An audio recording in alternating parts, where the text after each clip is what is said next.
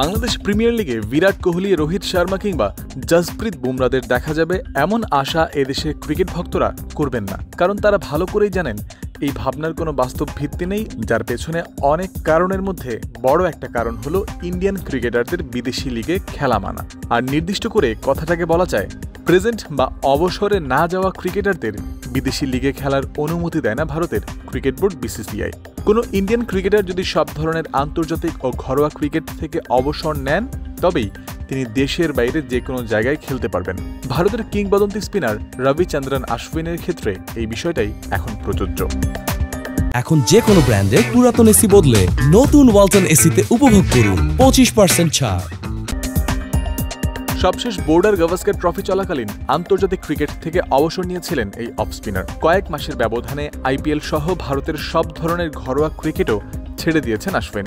আর তাতেই বিদেশের যে কোনো লিগ বা টুর্নামেন্টের দ্বার খুলে গেছে তার সামনে।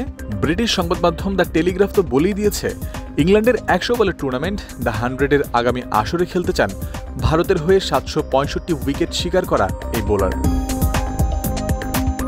আগামী কয়েক বছরে বিশ্বের নানা প্রান্তে হওয়া ফ্র্যাঞ্চাইজি লিগগুলোতে খেলার পরিকল্পনাও নাকি করছেন 39 বছর বয়সের দোরগোড়ায় থাকা এই ক্রিকেটার, যার অর্থ পাকিস্তান সুপার লিগ বাদে বাকি যে লিগগুলো হয়, অর্থাৎ Big Bash, SA20, CPL, ILT20 বা মেজর লিগ, যে কোনো জায়গাতেই দেখা যেতে পারে অশ্বিনকে। তাহলে বিপিএল কেন নয়? বাংলাদেশ প্রিমিয়ার লিগও তো এই তালিকায় থাকতেই পারে, যদিও বাস্তবতা বলছে সেই সম্ভাবনা খুবই ক্ষীণ। আইপিএলের সবশেষ আসরে চেন্নাই সুপার কিংসের হয়ে খেলেছিলেন রবি, তবে 9 ম্যাচে 7 উইকেট মন ভরাতে পারেনি দলটার। আগামী আসরের আগে তাকে ছেড়ে দেওয়ার পরিকল্পনাও নাকি করছিল সিএসকে।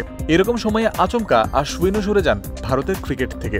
একই সাথে তখন জানিয়ে দেন বিদেশি লিগে নিজের অ্যাভেলেবল হওয়ার কথা। আইপিএল ক্রিকেটার হিসেবে আমার সময় শেষ আজকেই, তবে এই খেলাটির এবং নানা লিগের অভিযাত্রী হিসেবে আমার সময় শুরু আজকে থেকেই। দ্য টেলিগ্রাফ বলছে, দ্য 100-এ ভারতের কয়েকটি ফ্র্যাঞ্চাইজির মালিকানা থাকায় সেখানে অশ্বিনের খেলা সহজ হতে পারে। চলতি বছরের ডিসেম্বরে শুরু হতে যাওয়া SA20 ও ILT20-তে অশ্বিন খেলবেন কিনা তা এখনও নিশ্চিত নয়। এই টুর্নামেন্টগুলোর মতো বিপিএলেও অশ্বিনকে দেখার আশায় থাকতে পারেন বাংলাদেশের সমর্থকরা, তবে সেই সম্ভাবনার পরিমাণ নিয়ে প্রশ্ন থাকবে। সাউথ আফ্রিকা কিংবা সংযুক্ত আরব আমিরাতের লিগে দল পেলে একই সময়ে হওয়া বিপিএলকে তার বেছে নেওয়ার কথা নয়। তবুও কয়েক ম্যাচের জন্য চাইলেই অশ্বিনকে আনতে পারে বিপিএল এর ফ্র্যাঞ্চাইজিরা, ঠিক যেমনটা গত কয়েক আসরে দেখা গেছে Nicholas Pooran, Andre Russell, David মিলারদের ক্ষেত্রে। জয়ন্ত বিন্দু, ক্রিক ফ্রেন্সি।